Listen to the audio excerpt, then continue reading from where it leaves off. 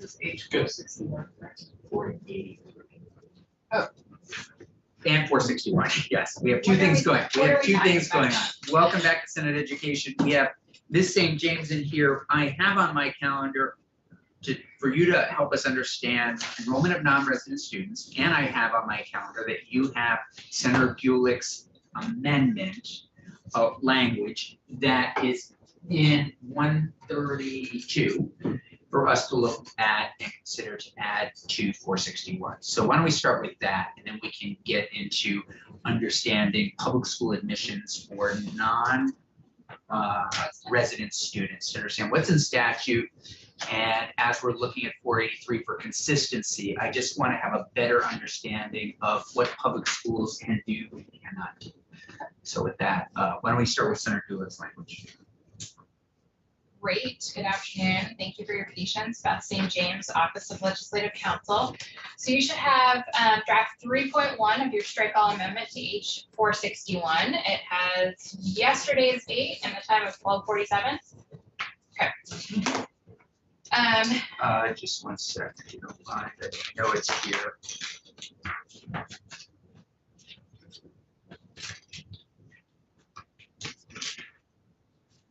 It's kind of a thick. It's very thick. Is it typed? Oh, you gave it to me earlier. Yes, yes, sorry. My apologies. Thank you. Okay. So I think the only new language in here is starting on page 19, and it is a combination of language taken directly out of S-132 and some new language that's highlighted in yellow. So everything under the reader assistance heading of Union School District Board member nominating petitions is all new to this amendment. Half of it comes from S-132 as introduced, and the other half of it is new. I know you all have talked about S-132 before, but I don't think I've ever actually walked you through it. Would you mind doing so? Yes. Great. So this language is found in Chapter 11 of Title 16, which is the chapter of Title 16 that talks about the governance of union school districts. So if you remember all the way back to the beginning of the session when we talked about different types of school districts, there's town school districts, there's incorporated school districts where there's like a charter involved, and then there's union school districts. And then within union school districts, there's two types. There's unified union school districts, and then there's union elementary or union high school districts. The big distinction is that unified union school districts are organized to provide education for every grade for all their students. Union elementary, providing elementary education, and union high school districts are providing high school education. All union districts are made up of one or more member either towns or districts, or two or one or more. So there are multiple districts or multiple towns that are forming the union district. Can I say that back to you to make sure I understand? So unified school district, every grade for all students. They are organized to provide education Organized for, to yes. provide. Union elementary is ...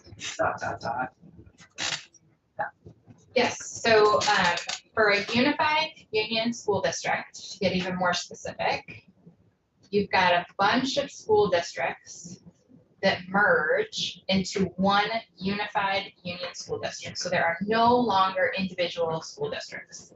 Gotcha. The towns are the members of the school districts, or of the unified union school district. Right. And the unified union school district is organized to provide pre-K through 12. Thank you. And when I say organized to provide, that's because they could tuition out everyone. They're not, that does not signify whether they're operating or not.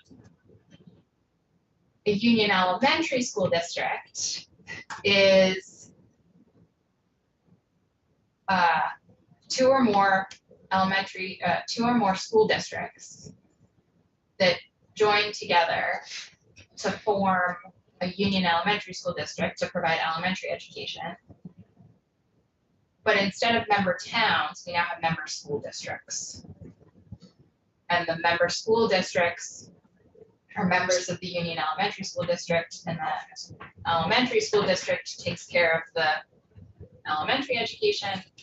And then those member districts might be they would have to get their high school education in a part of a different school district. So we can keep going on those concepts, but that's to orient you to what this language is addressing is all school districts have a governing board, right? They have a school board.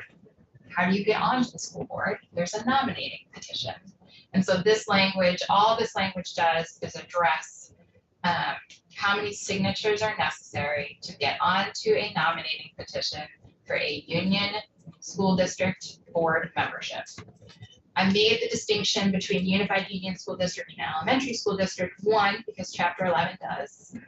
It's got all the provisions for unified union school districts and then all the governing provisions for union elementary and union high school districts separated, because there are some slight variations, especially when it comes to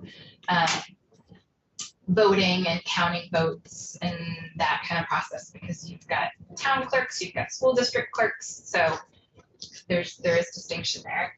But S-132 only addressed unified school districts. So the language you see highlighted here in yellow is addressing the same concepts for union elementary and union school districts.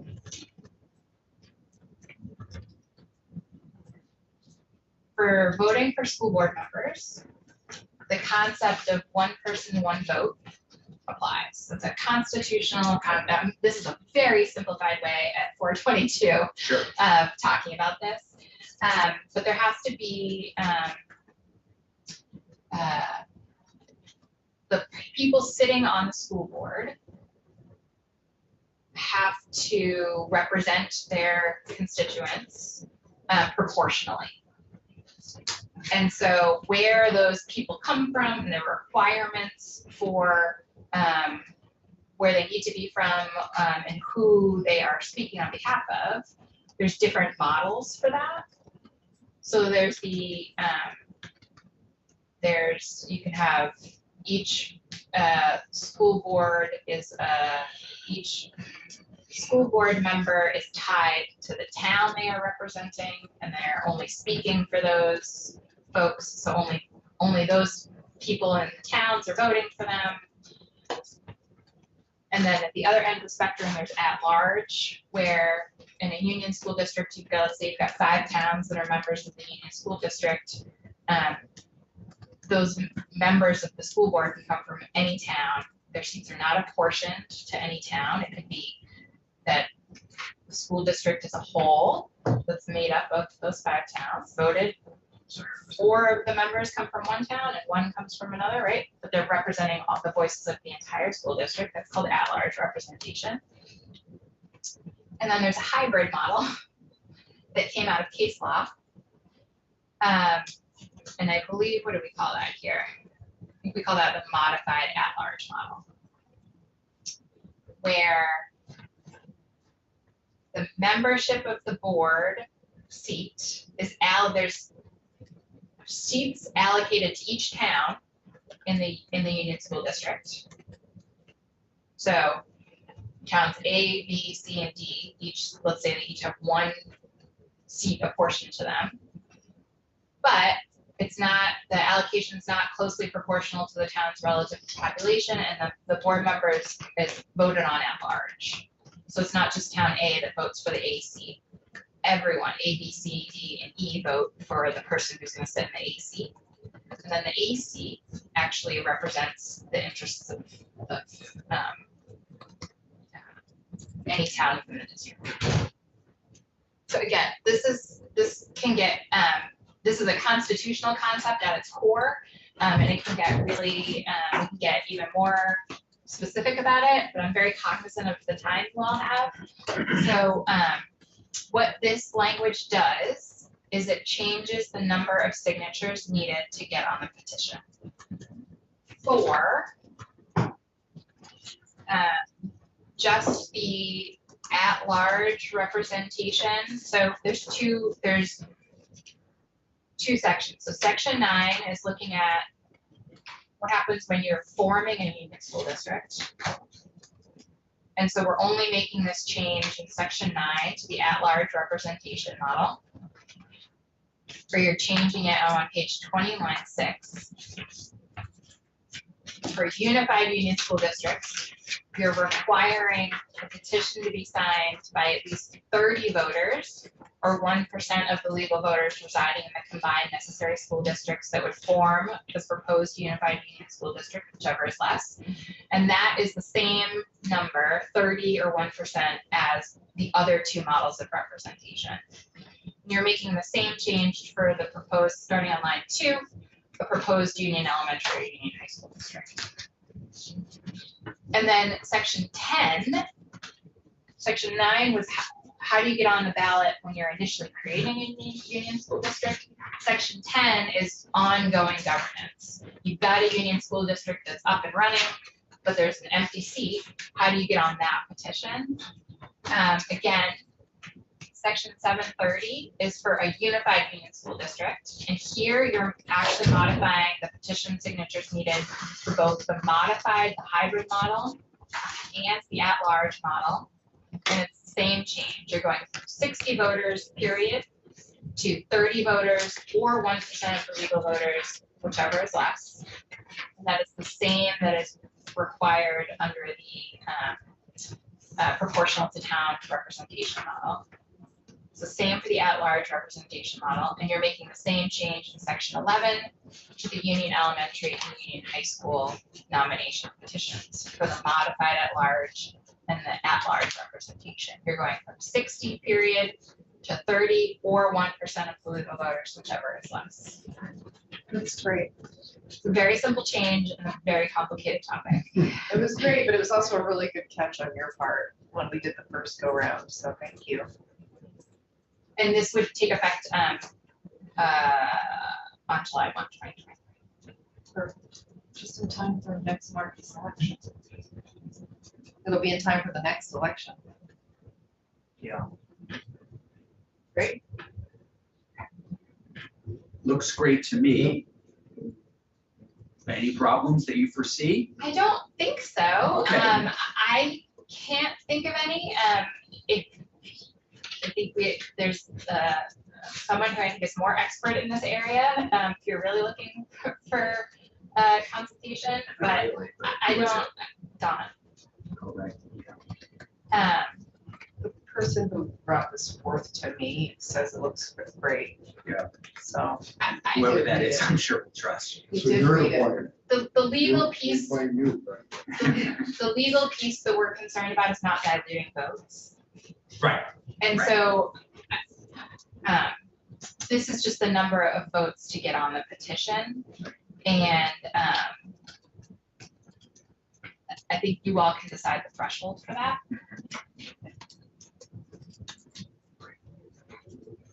Any questions on this? We're good. Okay, so the only other thing that we may add to this, I think, is the language from Oregon. That's, and we did hear, correct me if I'm, and we'll decide that after we hear from Sparks and one other witness. The Veeds, did they weigh in on homeschooling, homesteading? And they said the language was okay. Okay, so hopefully we're still on track to vote the whole kick vote on Friday. St. James, we have to move on. We're gonna reschedule you for on the 483 topic until tomorrow, since we do have an amendment that we're trying to deal with for the budget. I am more than happy to be bumped, but I am not available for the next scheduled meeting for tomorrow, so I'll get in touch with you Okay, then. sounds great. Thank you so much. Thank you. Okay. Ms. Wasserman, do you mind joining us? Ms. Wasserman, we appreciate, this is going to be an amendment from Senator Schiff, and you probably need him to get that signed off Okay, from him. yeah, I just had a blank. Yeah, I know you have Senators A, B, C, D, E. It's just gonna be Yeah. Senator A. Just Senator Ed. And so what the committee needs to decide is how many senators, how many House members, whether or not to add Senator Chittenden's additional person, and whether or not we want a student. So, committee, what's your preference? At this point, I would like to be able to accommodate Senator Chittenden's request, and I'm not married to whether or not there are 2 senators and 2 House members, as long as it's the same amount for each body. And I am open to the student, but I like to review.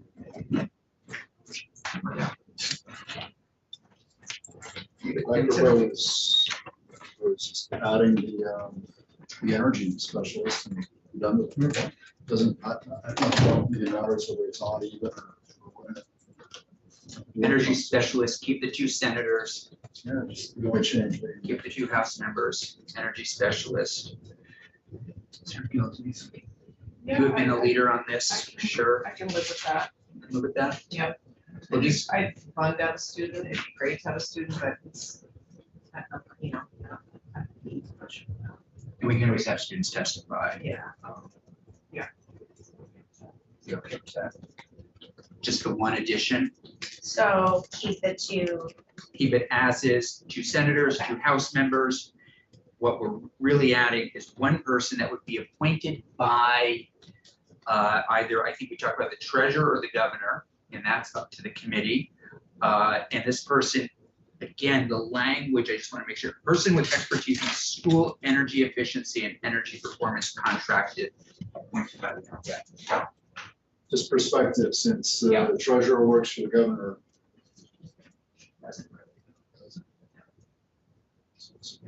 Excuse me, Right. and constitutional officer. I could go either way, but I think the governor is. Makes no difference to me, frankly. So, It's good appointment. for the appointment, Yeah. so we'll keep it with the governor. Okay, governor. Keep it with the governor. Okay, And then if you would ask Senator Chittenden, you can, when we see final language, what I might do tomorrow, just walk it around to everybody. They're all on health and welfare. Just make sure they're okay with it. And I think we'll probably leave the vote 5-0-0. It looks like that's the way we're heading. I think Senator Shi will be with us. I'll just confirm with everybody in the morning. okay, great. I will get that. thank you. Thank you, Ms. Wasserman. Any other business before the committee today? 4:35 already. Busy, productive afternoon.